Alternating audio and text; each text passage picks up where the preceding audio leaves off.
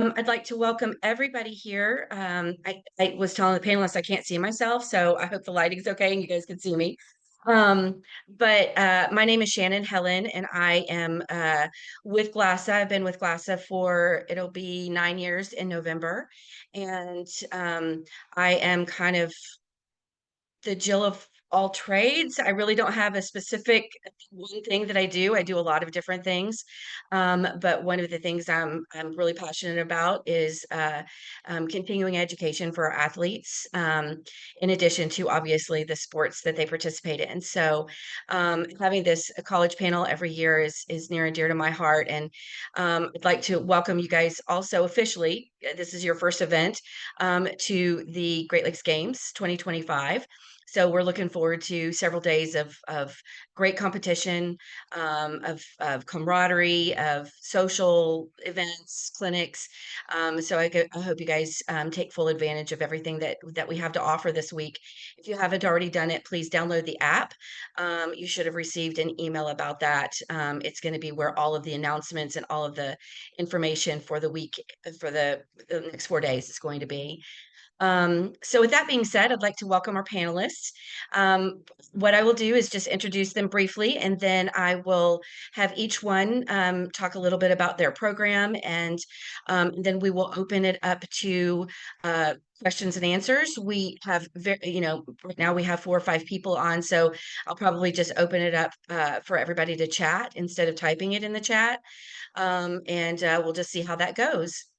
So the first one that I see on my screen is Jacob Tyree. He is with the University of Illinois. Um, and then I've got Evan Williams, and he's with the University of Alabama, which happens to be my alma mater. So I'm very proud to say Roll Tide. Then we've got Jasmine Burrell, and she's with San Diego State University.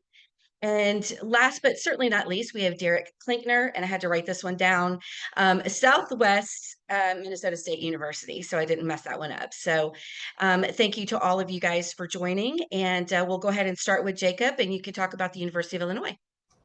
Yeah, thank you, Shannon. Hi, everyone. My name is Jacob Tyree. I'm the new men's wheelchair basketball head coach. I started back in August, but I am an alumni of the program. So it's been really cool to kind of return on the other side of the clipboard and be able to return back to the program that really helped develop me as further develop me as a human and much more beyond than just a basketball athlete, as well as kind of expand on what my athletic talents were coming into this as a junior athlete. So I've been in your shoes. I know what it's like coming up through the ranks, and you go to different national tournaments. You're at the Great Lake Games. You've got a phenomenal program here with GLASA. I'm from rural southwestern Virginia, so we didn't have access to that. I went through the Charlotte program, which is just blown up in recent years, which is really cool to see how that's changed over time. But I did track and field. Kudos to you all that like that. It seems like, Stephanie, that's something that you do for them. Congratulations. I absolutely hated it. I could not stand being uncomfortable in your chairs. But we do have a phenomenal track and field program here at Illinois. Longstanding facility. We are actually named by the U.S. Olympic and Paralympic Committee as a training site for track. So we have the giant banner inside of our gym, which is on the other side of my office. But our three main sports, or our main sports here, are the men's basketball, women's basketball, and then track and road racing. Those pretty much go year round, but they also kind of bleed into each other. A really cool thing that we also offer is we really highly encourage our athletes to do multi-sports. The more and more scientific research that comes out in the sports academia world is surrounding the fact that the more sports you're involved in, the better longevity of health and the higher performance you can actually lead to. So there's always going to be some risk management involved in that, but I have 2 athletes on my current team that either currently play basketball and do track, or switch from track and also do basketball now. So it's something that we do encourage our athletes. If it's something that you're interested in, you do not have to make a decision through our lens of, oh my gosh, you got to commit to basketball, you got to give up track.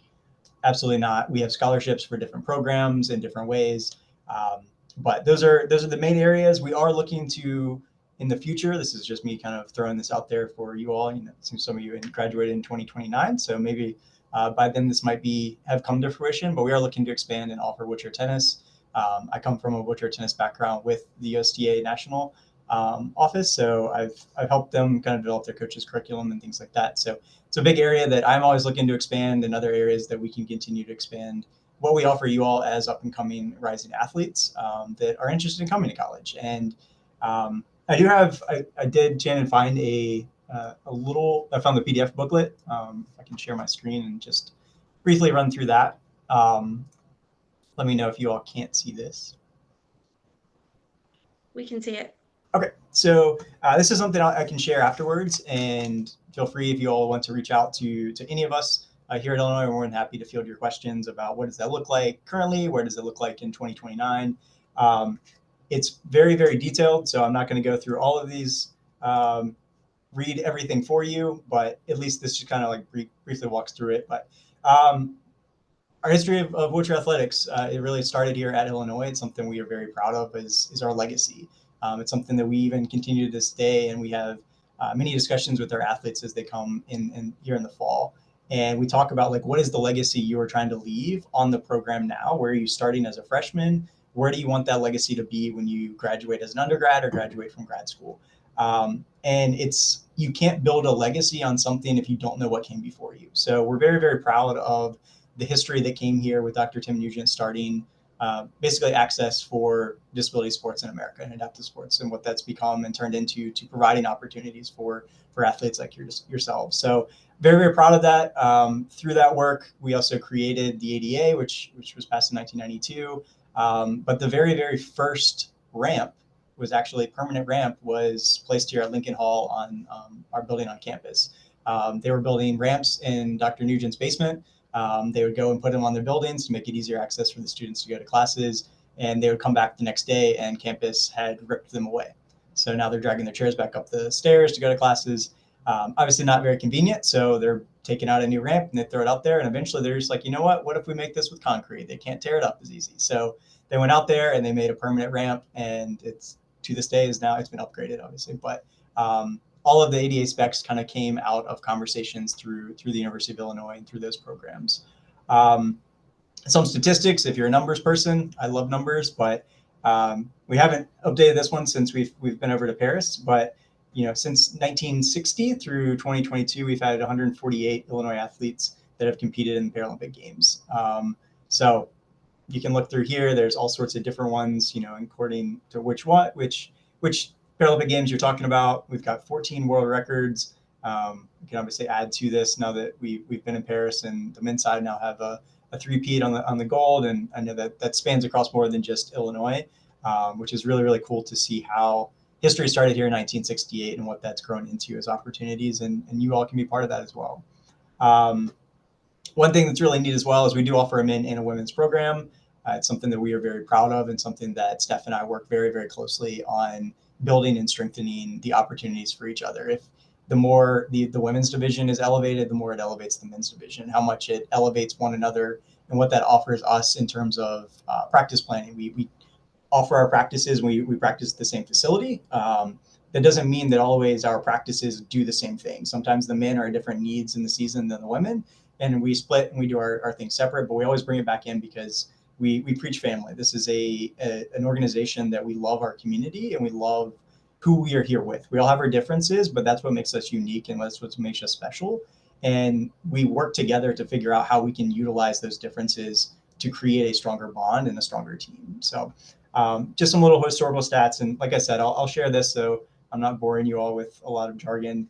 And you can actually print this out if you want. You can find it on our webpage, which I'll share those links as well. But we also have the track program, which is a very, very high representation number within the last page of how many medals we won at Paralympic Games. Adam was Team USA head coach, who was just representing the United States in Paris. We actually had 3 different employees of DRES. So DRES is the building that I'm housed in. It's called the Disability Resources and Educational Services Building. It's what provides all access for people with disabilities on Illinois campus, whether you are involved in our athletics program or just on campus attending school. You kind of go through DRES in some capacity, and that's all housed in our building. But we have Brian Seaman, who is on the track team for Team USA, but is also an alumni of the program. He is an access specialist with us. So all of our athletes have direct access to people to help them out with academic accommodations, whether that's their classroom's not in an accessible space or it's not big enough to accommodate their chairs, or they just need testing accommodations. They all go through Brian. They check in with tutor services. So we make sure that our athletes are well taken care of because you are here to get a degree, but you're also here to be able to play your sport. But you need both of those things. And the student part of student athlete comes first for a reason in our eyes. So with that, we've got track. We do a lot with our 3D printing. We have a big makers lab downstairs in the basement with different 3D printers that you can do different things based on the materials that you're printing with. So if you need any sort of adaptations for your gloves, for your disability, for strengthening, lack of functionality, we can do different scanning, using different scanning techniques to develop a printable harness for your hand to help out in the gym, help out in your sport. So it's just something really cool. Adam is also an engineer by trade. So he is just a guru with coming up with all these really cool ideas and designs. Another thing that I just did kind of mention, so right now we operate our program through the ARC, which is one of the student facilities on campus. We did host nationals here, so if you came down for nationals for wheelchair basketball, that was housed at the State Farm Center, which is actually not owned by the university. It's leased to a surrounding company, but the able-bodied team also has to pay for those services. So we did the same route. But we were actually looking to build our own facility. So it'll be called the Center, currently the Center for Movement and Performance. And it will house all of the sports, all of the resources, our physical therapist, occupational therapist, our athletic trainer, have a training facility. All of that will be housed underneath one roof, and that'll be something that the university itself owns through our department. Dres will be part of this building, which will be really, really cool to have our own facility that we're not fighting for resources, but we can also share this for resources. It's something that we really envision. We don't want to continue the pathway of separate but equal. Historically, because of adaptive sports, we're always fighting to get gym time. We're fighting to get track time. We're fighting to get into the pool. We're fighting to just have access to competing and participating in sport. But at the same time, we can't always be asking for other people for things if we don't also offer what resources we have available to ourselves. We have to be able to share. And we've already had discussions with the able-bodied side of basketball that they will want to utilize this facility when they host camps, when they host local tournaments. And we'll actually be able to generate revenue through that can go back and feed into the program to offer additional scholarships, offer additional resources, upgrade what is available for our student athlete lounges. But that's in the works. We do have a very large endowment that has already been put forward towards that, but we have not broken ground on that. So again, that's something in the years to come. But we do a lot of other just team activities. We do a holiday party here off campus. In the wintertime, we go and we wrap presents for a community group that brings in presents for families with children with disabilities. And we don't have to buy them. We just go in. We get to wrap the presents and make sure everything is looking good, stacked well. And then the next day we come in and we get to play games with all those kids. The kids will be in pretty much from like 9 a.m. to around 5 p.m. And we get to just have fun and like give them an environment that they feel welcome and get just to be themselves, and also encourage the family and utilize the resources that we have here on campus to help kind of strengthen what their knowledge base of what they might need for their kids as they get older. So again, like why Illinois, we are a top 10 public university in America. We were just ranked once again as up to number 9 for public institutions in America underneath the academic bubble. So a very, very high prestigious degree when you are looking in the academic realm. Depending on what major you're looking into, we have very, very high standards for that. So recruiting wise, it gets very, very tricky on our part as college coaches, because the college kind of does the recruiting for us. You have to have the grades to get into the school, but you could still have phenomenal talent. If I can't recruit you because you can't get in the school, then you're going to have to look at other options. But just think about that as you're going through, like, what is important of your college experience? What are you looking to get out in the future? How important are grades for you? We really look at you as a holistic person. We want to see what are you going to do beyond your 4 to 5 years here at college within your sport. We want to see and make sure that we grow you as a person to do whatever your goals are back home. Are you going back home? Do you want to do something on a national stage? Do you want to one of my former teammates and alumni is working with the World Health Organization now. So you can literally have as big of an impact or as small of an impact as you want. We just want to help you utilize that, the resources that we have here at Illinois to reach your goals. Talked about DRES a little bit, but we do have in-house our own lifting facility. We still have access to the ones that are on campus at our gym, our main basketball gym, but inside of DRES itself, we have our own kind of adapted facility for weight room, because we're obviously going to utilize weight equipment in a different way based on our level of function. Through that, we come up with some crazy ideas on your strength and conditioning programs, and just do some really cool, crazy, but fun things. So what you're doing for sled hockey versus what you're doing for basketball or track, or even for bocce, we adapt the workouts to fit the needs of that, to make sure that we are optimizing your performance in the weight room as well as when you're doing your own sport. So through that, we have our own weight room. We have our athletic trainer on site. We have a physical therapist full-time on site. So if there's any therapy needs, you have full access to that for free as a student. We have occupational therapist here as well. We have a part-time massage therapist who comes in. We're looking to get her full-time hopefully next year in the fall. We won't know that until after July, so ask me again in a couple of weeks. And then, like I said, we also have Brian and the access specialist to help out with any classroom academic needs. So we have full support through that lens. The university itself recognizes all of our athletes as varsity athletes. So when you come through our program, you letter like you're on the able-bodied side of sports. You are still recognized as an equal through the lens of that in the university's parameters. We're not an NCAA sport, even as a whole, but we are recognized as equals through that lens. And that's something that we have fought really, really hard historically on, but it's something we continue to push to ensure that that does not get taken away in the future. But that's pretty much it. Just to run through the booklet, I know there's a lot of information there. I want to give time for these other coaches and other staff members, but feel free to ask questions in the chat. And again, I'll link some of these other things, and then we'll get to a Q&A section so you can ask questions directly as well. But thank you, Shannon. Thank you all for being here. Thank you for being part of this. Thanks, Jacob. I appreciate it. Lots of great information. Now I'll pass it over to Evan Williams from the University of Alabama. Hey guys, I'm Evan Williams. I'm our head coach for our track and field program. I also have a presentation that I'll get pulled up here.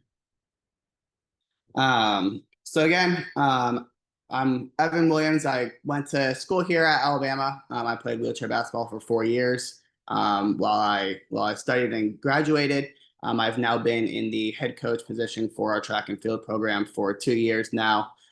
Before coming to college, I did track and field. I competed for 7 years. I was a T and F34, and now I've been coaching for 2 years, where we've really grown our program. Last year, our first year, we had only 3 athletes. Now we're up to 8. We also have an athlete that comes back and forth between wheelchair basketball and track and field. So he'll do basketball all the way through nationals. Once nationals is over, then he'll come with us full time. Even kind of when he's doing basketball, he'll still throw with us once or twice a week. And then after nationals, he'll really get into it, into the full swing of things, and be on our team full time and be able to go to all of our competitions once everything's done with basketball.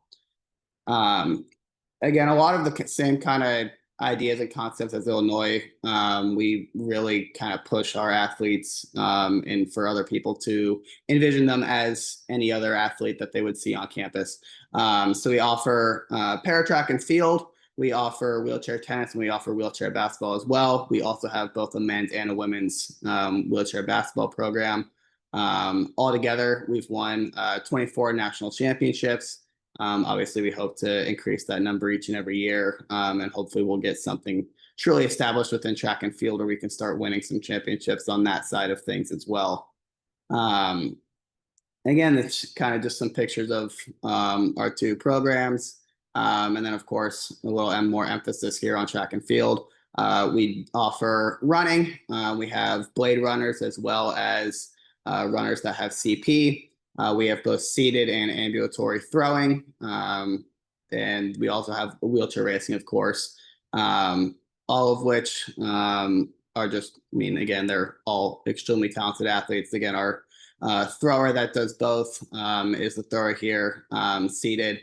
And he's the one that does both. And so we really do encourage that and try to get them to be active all the way throughout the year and not kind of lose anything throughout any point.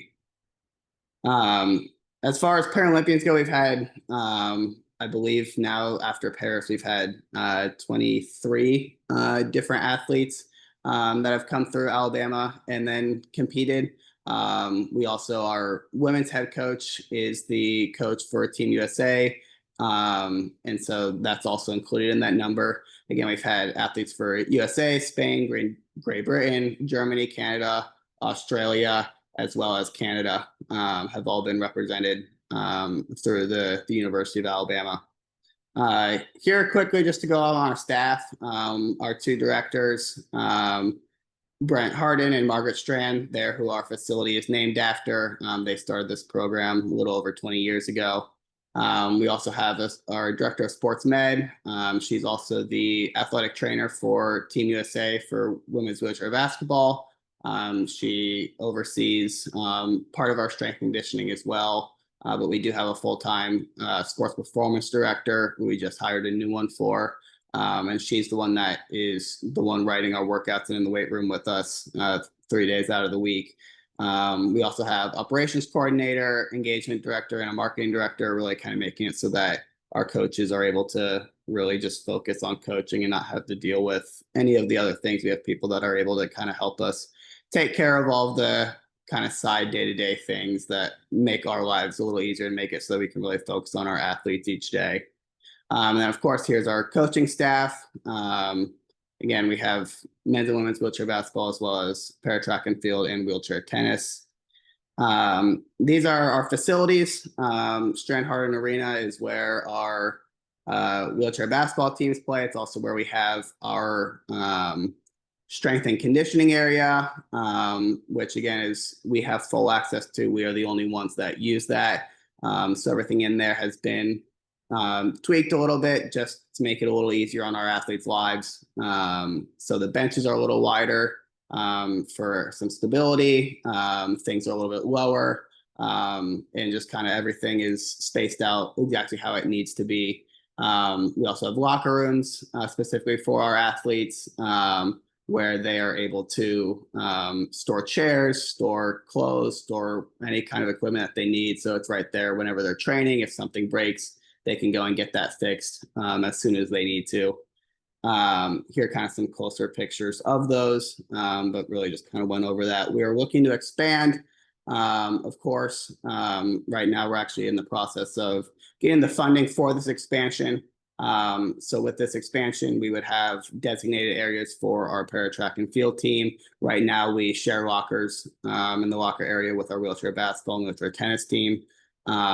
Really not a huge deal, but it's something that, you know, we would like to be able to get going here. So we're already in the process of kind of having that all getting underway. As far as funding, we have not yet been able to break ground on that. But it's something that we will have within the next few years. We're also looking at starting a para swimming program as well. So I know our men's assistant coach, he swam for Australia and has won a few Paralympic medals as well. So I think he would be the one to really help get that off its feet and be the coach for that as well. That's really all I have. Trying to keep it short and sweet for you guys. If you have any questions, I'll keep an eye on the chat, and my email's right there if you guys want to reach out at any point after this as well. Thanks guys for having me. Thank you, Evan. And next we'll go over to Jasmine. She is with San Diego State University. Unmute there. And I'm going to share a slide now. Did I do this correctly? Awesome. All right, can everyone see that? Awesome. Well, hi, everybody. My name is Jasmine Burrell. I'm also joined here with our sprints coach, Roland. He's on the call as well. But I am here representing San Diego State Adapted Athletics. Our program was founded in 2018 by Akil Whitehead, or I should say Paralympian Akil Whitehead, and is now also under the direction of AJ Munoz as our director. He's awesome. You guys will probably hear his name just as much if you hear Adapted Athletics at San Diego State. And then we have Roland, who's on the call here with me, like I mentioned. And just some fun facts about Coach Roland. He was at the 2012 Games in London. He's also the first Team USA guide runner to receive a medal. And that's something that I personally like to brag about because it's so cool.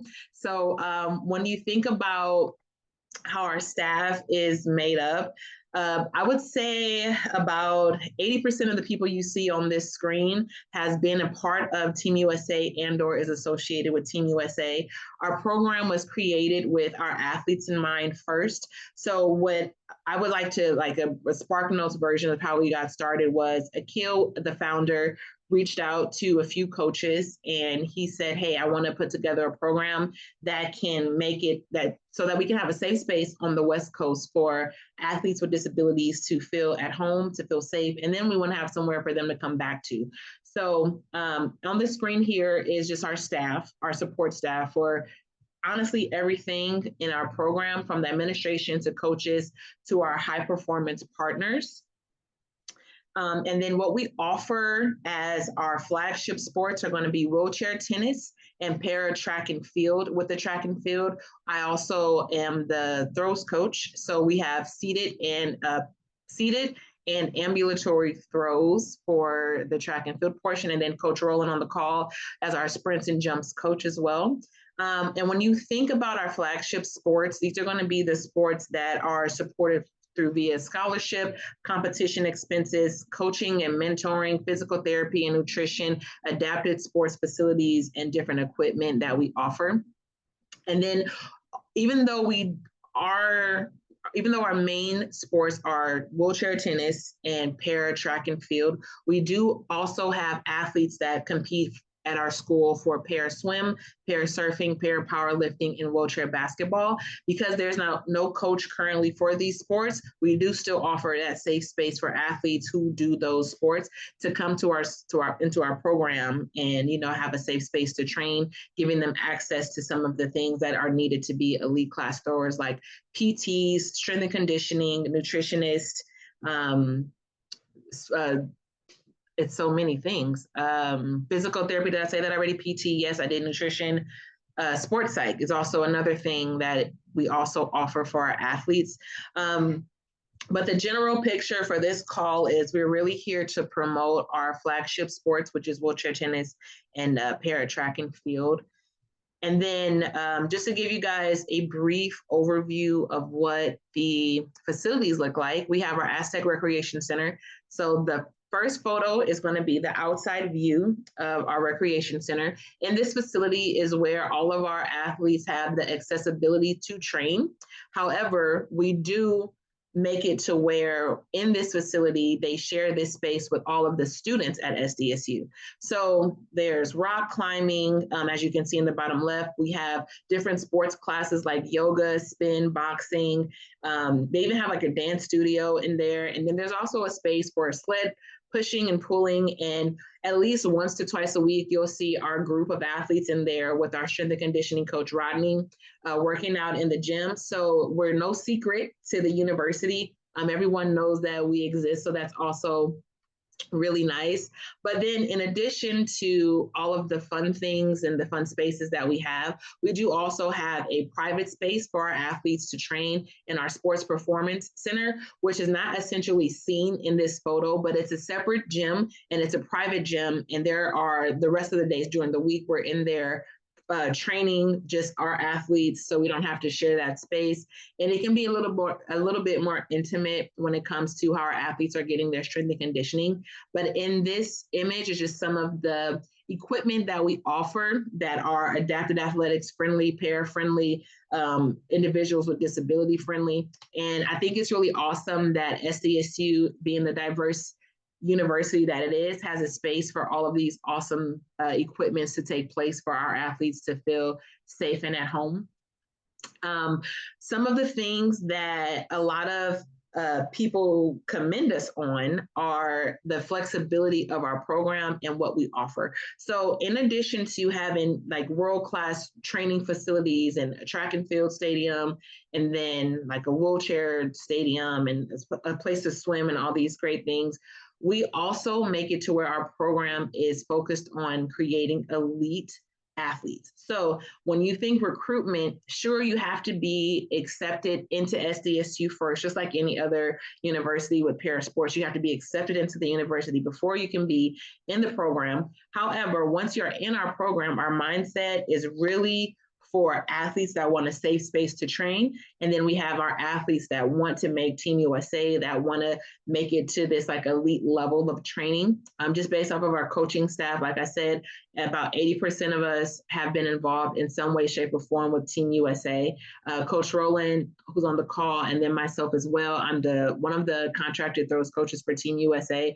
So just our experiences combined are pretty elite, and we try to set that foundation for athletes to experience that high level of competition, training. And then we also, the things that we also make sure our athletes get that are also on that elite status is having the nutritionist, having the sports psych, having a place to go to PT, getting access to world-class recovering facilities like Stretch Effect. So everything in our program is designed for athletes to not only be able to perform at a really high level, but to also receive, scholarships and or degrees at San Diego State University, so that they're also getting the feel of what it feels like to be a Division I athlete. And I mean, I can go on, but I'm going to try to save some time. But I stand behind like our program and what we offer, and just the elite status and that we have, and the athletes that produce out of our program. It's just really well-rounded. But it's also really nice to join with other schools that offer these same things, and just making it so accessible across the globe for athletes like you all on this call to have a place to continue athletics, or maybe start that next journey of your life with an education. So it's always nice to be on these calls with groups in different organizations and other universities, because the bigger the community, the more athletes that we can reach. And that's really the common goal of what all this comes down to. So if you're interested in knowing more about adapted athletics in general, we have a QR code here.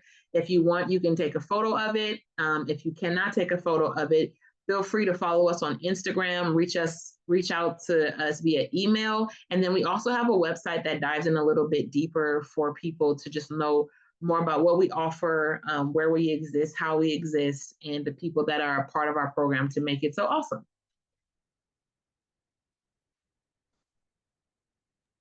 Thank you so much, Jasmine. I appreciate it. And next is going to be Derek Klinkner, and he is with Southwest Minnesota State University. Yes, thank you. Mouthful Definitely. here. It's definitely a mouthful. Southwest Minnesota State University. It's a small school on the prairie located in Marshall, Minnesota. It's about 3 hours southwest of Minneapolis, St. Paul, and about 90 minutes northeast of Sioux Falls, South Dakota. We're a little bit different than the other three schools represented here. We are a small Division II school that offers a wheelchair basketball team. So school was founded in 1967. Our wheelchair basketball program started in 1969. When they built SMSU, they built it for accessibility purposes. So it's essentially all connected. It's on 2 levels, smaller campus compared to everyone else in the sense of it's a little over 200 acres. Kind of a cool, unique fact about SMSU and Illinois is that we were in the first intercollegiate game ever played back in 1971. The score was 26-6, Jake. So I don't know who won, but I know that the game has evolved quite a bit since then, since 1971, different things. Yeah, so from a university perspective, our student body is about 3,000 students. Said our campus is a lot smaller. Our average class size is right around 15 to 18 students, depending on which major you want to do from that perspective. We have about 50 to 55 majors, depending on kind of what you want to do on different things there, but kind of broken down into 5 different areas when it comes to business, your social sciences, social work, sciences, agricultural, kind of feeding the world, education, different things there. So that's kind of who, what, when, where, and why. Wheelchair basketball has been around since 1969. I said that already. If you are interested in doing more than just other adaptive sports at SMSU, we can accommodate that. But primarily, if you are coming to Southwest for adaptive sports, you're going to be on the wheelchair basketball team. So we have had in the past some people do tennis. We were going to do some tennis stuff, and then COVID hit, and we haven't really started that back up again because the athletes haven't had much interest in it.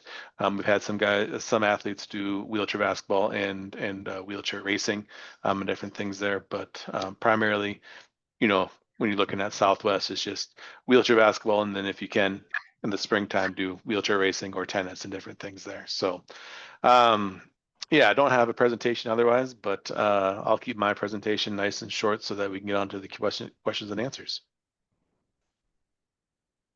All right, terrific. Well, thank you so much, Derek. Appreciate it. And thank you to all of you guys for introducing your schools to everyone.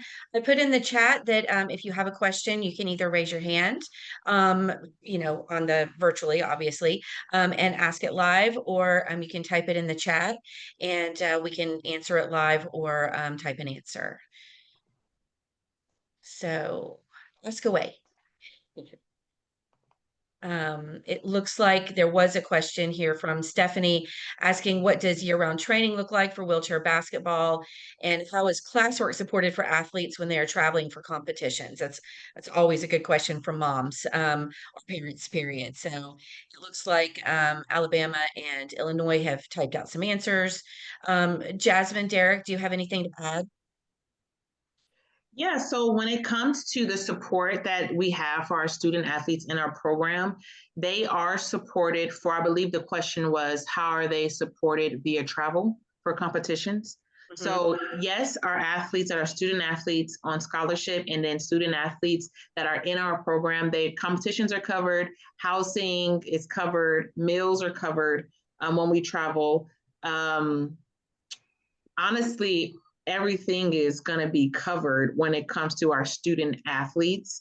Anything that is not fully covered when it comes to our student athletes is going to be dependent on what sport that they choose. But if it's for wheelchair tennis or para track and field, those two are definitely, everything would be covered as far as athletes traveling and competing in competitions.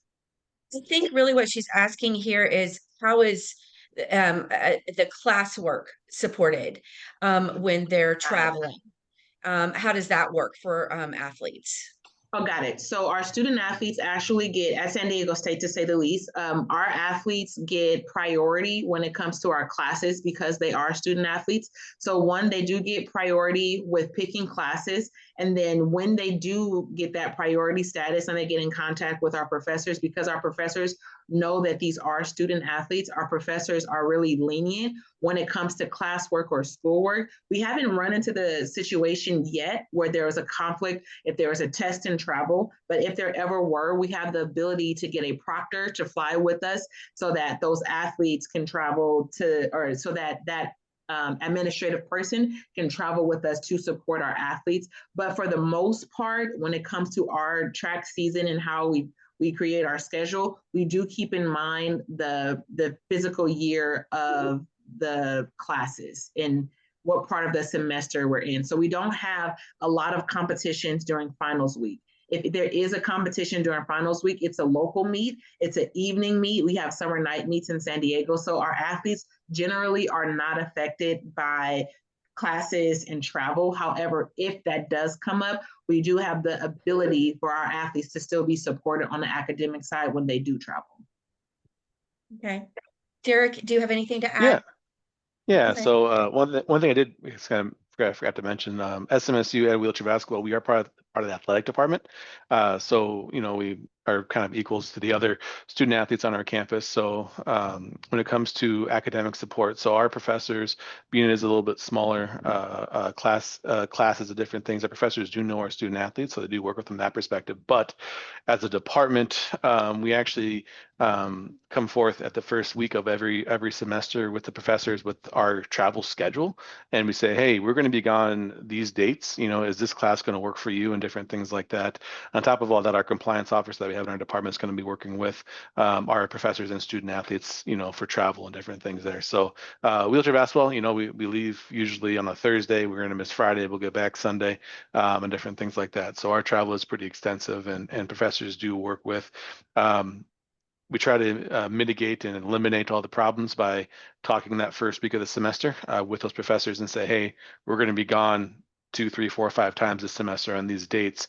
Is this going to be a problem? And if they say yes, then we usually switch out of that class to a different class in that first 5 days and different things there. So yeah, that's kind of how we do it there. We also, as a university, do other stuff that you know, call early alerts, where professors will then reach out to our student success center, our retention office, and different things there. So that's university wide.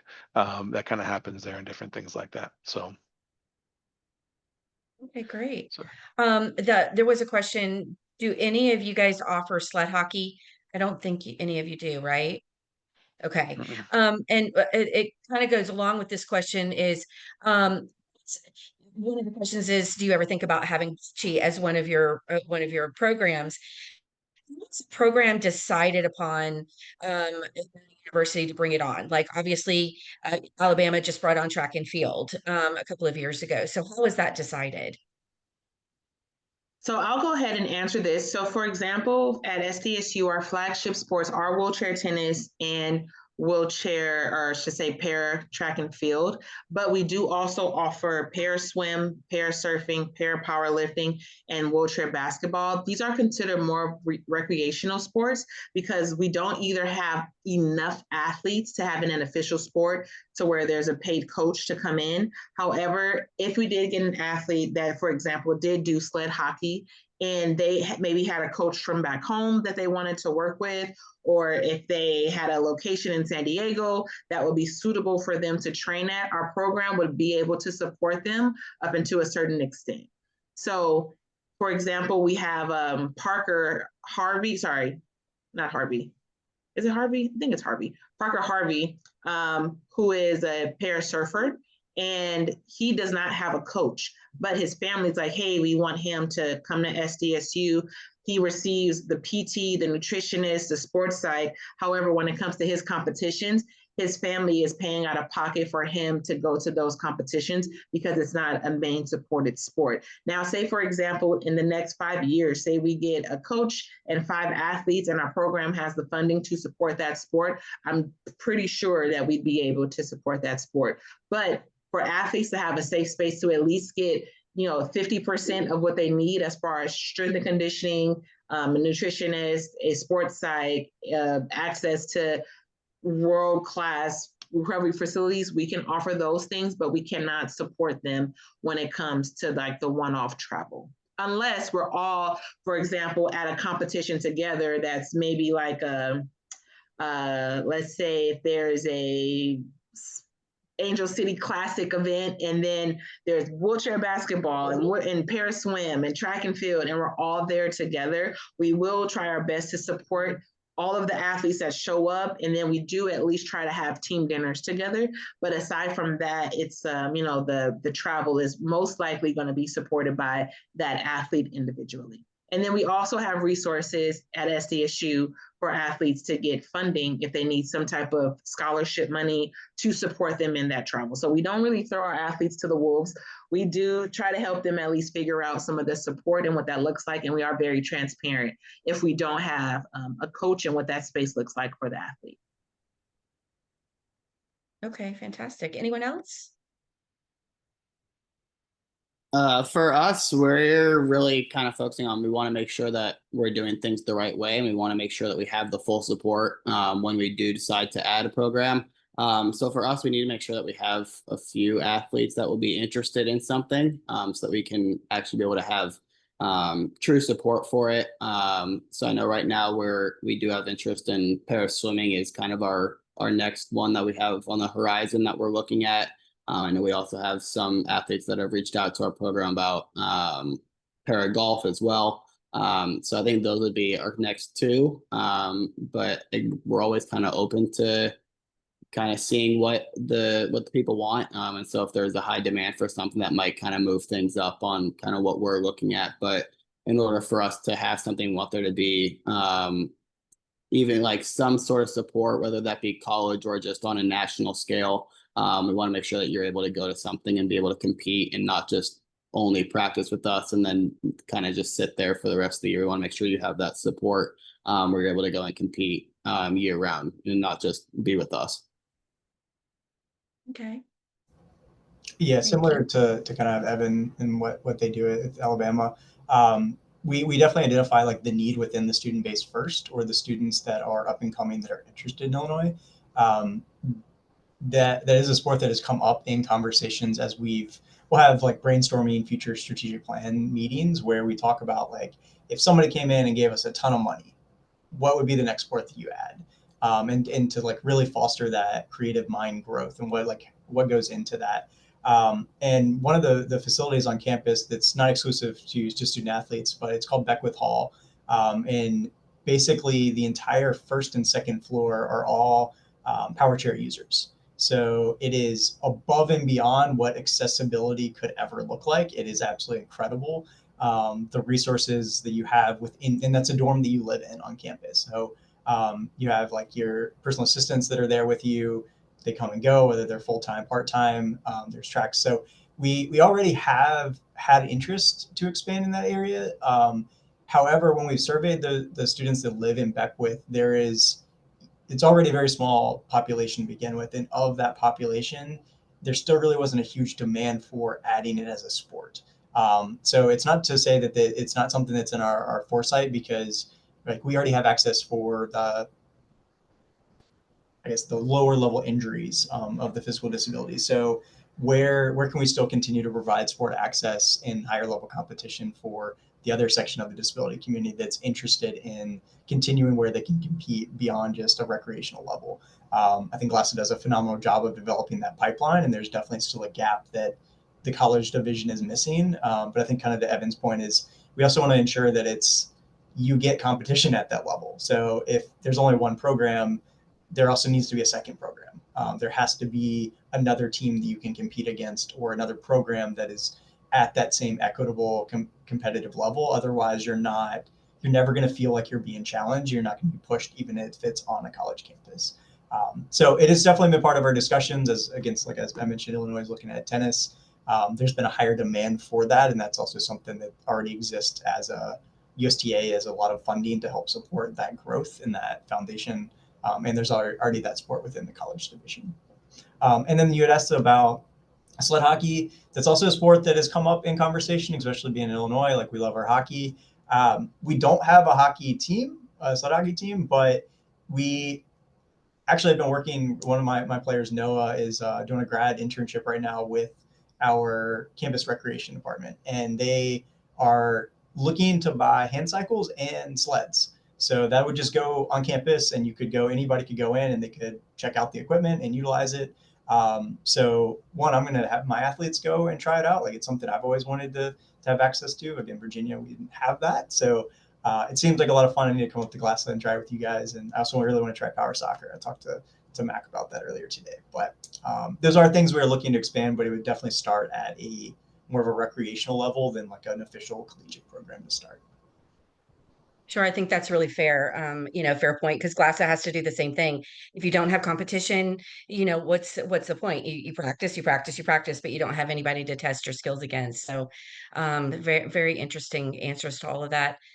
Do any of our attendees have any other questions they might want to ask? Raise your hand or put it in the Q&A.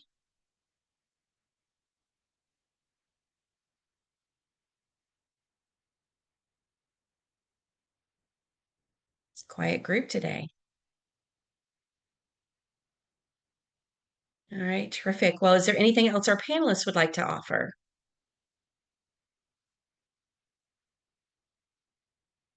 All right, great. Well, I will be sure to get everybody's, well, I already have everybody's contact information on the panels, and I'll be sharing that out with the everybody who's attended. So I would like to thank the panelists for joining us today and for imparting all the information that you have today about your universities. And to the attendees as well, thank you for joining. I would like to say that there is another session that starts at 7. It's about how to for college. So if you'd like to join that, it went out on the app as well, or you can contact me at Helen HELLEN at glasa.org. So that will wrap it up, and I do appreciate it. Thanks, Shannon. Thanks for putting this together. This is awesome. All right, thank y'all so much. Have a good one. Thank you all. Thanks, guys. Thank you.